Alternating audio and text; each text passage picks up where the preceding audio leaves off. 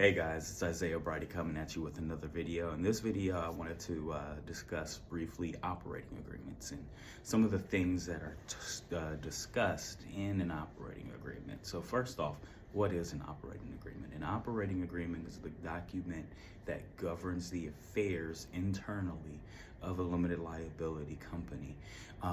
Operating agreements can say a whole host of things, and as long as those things are not strictly prohibited by Oklahoma statute, the Oklahoma Limited Liability Company Act, you basically can put in whatever you want. So, for example, if you wanted to have 3 different members of an LLC and each one of those members have 1 vote, you can put that in an operating agreement.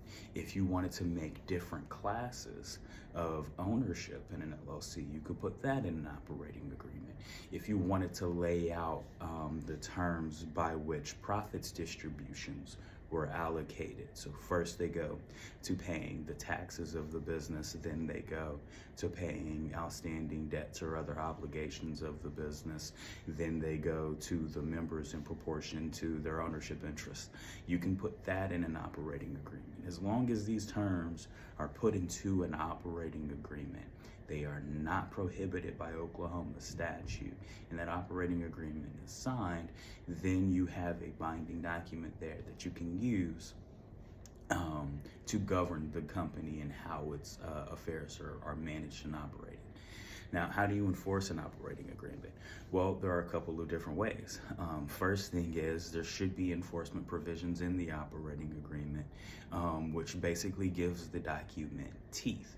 So, for example, if you wanted to have a member meeting, there should be language about calling the meeting, how it's held, what a quorum is for that meeting, and then once a quorum is achieved, what could be done. So you'll have a bunch of different provisions that reference one another, and all working together creates a functioning document. The other option that you have, of course, is filing litigation. So let's say, for example, you hold a member meeting, there's a quorum at that member meeting, the company decides to vote to paint the walls blue, for example. And one of the members after the meeting says, hey, I don't want to paint the walls blue anymore, and I'm not going to paint the walls blue anymore. How do you hold that member to account? There are a couple of different things that you could do there.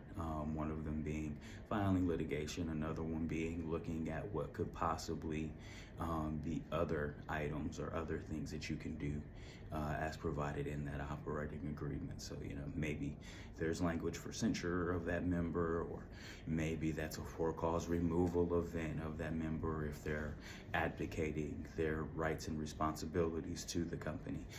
So give me a call if you guys have any questions about operating agreements, drafting operating agreements, or enforcement of the terms of the operating agreements or a member meeting at the contact information below. Thank you guys.